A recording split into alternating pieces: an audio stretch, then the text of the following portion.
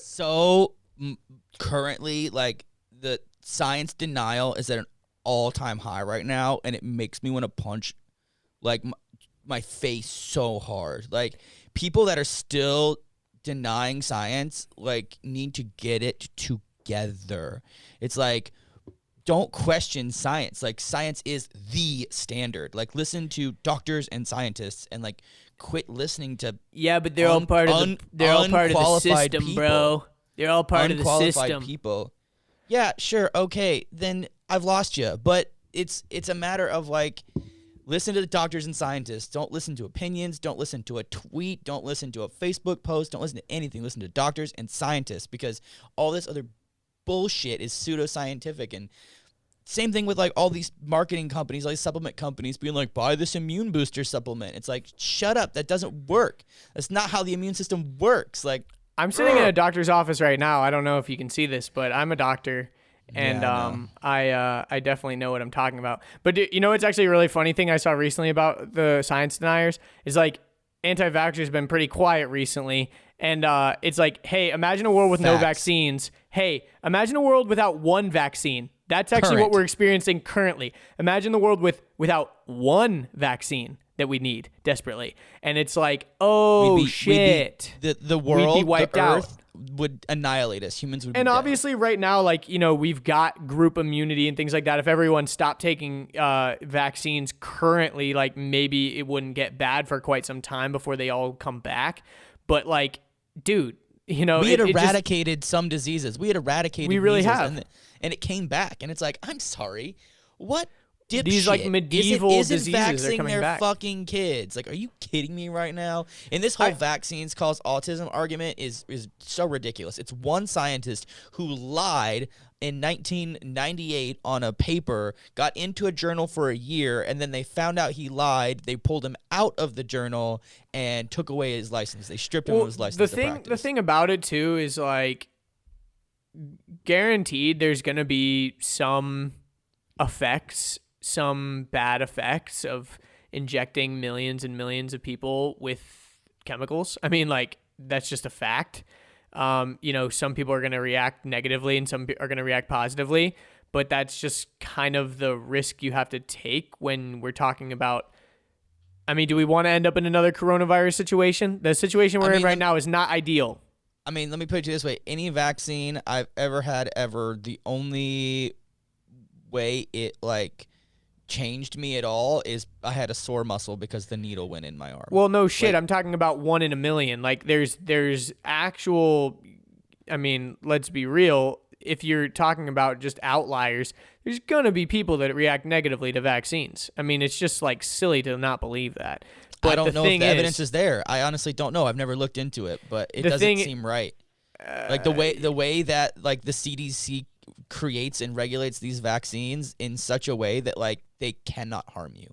Like, I think that it's not possible to be harmed. The thing is there's just not enough data. I mean, when you take a data set of, like, 10,000 people and we're talking about an anomaly of 1 in a million, yeah, that doesn't seem like very much, but when we're talking about 7 billion people on the planet, 1 in a million happens quite a few times.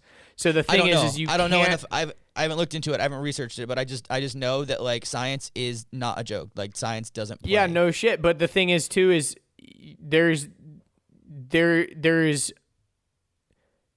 it's a risk we have to take. You know, it's like, even if you do believe that, like, vaccines could have complications or taking things like that could cause complications, the negative side effect of everyone not taking those things is far greater than any sort of people that would have some sort of adverse reaction to it, is what I'm trying to say. Yeah. It's like 7 million people don't take it, half of us die. 7 million people. It's the same thing with 7 billion people take it, and only a few people have adverse effects. Yeah, it's like, hey, bro, I've taken vaccines my whole life and I've never had a problem. It's the same type of thing as, like, hey, bro, I've owned dogs my whole life and I've never had a problem. I don't see why you're fucking coughing. You know, it's like, because I have an allergy. I have this. My body is different than your body. There are going to be people that when they take a vaccine, some fucking weird shit is going to happen. I'm not saying it's going to cause autism, but something's going to fucking happen. I'm just saying, you know, that's just, I'm not saying it's bad or good. I'm just, I'm playing the devil's advocate, really. But in the grand scheme of things, we should all be taking vaccines if you can, because some people are immunocompromised. They can't take vaccines. Also, we don't want to end up in a situation where we're at right now where everyone has to fucking quarantine and ride this shit out. It's like, let's just take vaccines. You know what future scares me the most is when humans can no longer take antibiotics because we're immune to them. Like there's a current major problem of there's a major problem of overprescription of antibiotics, and for things that aren't even like bacteria, like it's a virus. Like antibiotics do nothing for viruses. Like if you think that's real, you're a fucking idiot. But yeah, it's like antibiotics exist in nature. There are no more. They don't exist anymore. And the more as a human species, as a human race, we take antibiotics, the more that we are lowering our threshold, and all of these bugs and all this bacteria and all these viruses are coming to kill us. So it's like in 25, 50, 100 years when antibiotics don't work anymore, like what are we going to do?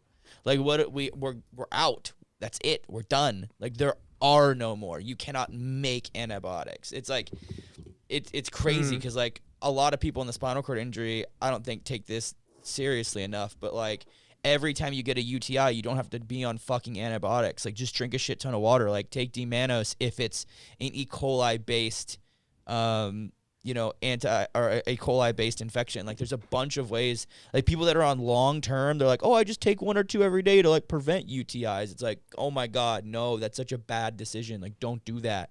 Like you're gonna create like this immunity in your system. Like I had that problem. I had a bunch of UTIs, I had a kidney infection, I had a kidney stone, and they were pumping in like IV like Levaquin, like I had to wear like a fanny pack, like a pouch when my arm had surgery on it because I got staph infection, but my body was so resistant to antibiotics. I had to use like the king of antibiotics, which is like the equivalent of chemo medicine. It was fucking terrible, but like people don't realize that like that is a reason why a lot of us have immunocompromisation. It's like, take this shit fucking serious. Like, I don't know, man. Yeah. That's my rant. Spinal cord injury people, quit fucking acting like this isn't gonna affect you. Like it's affecting you.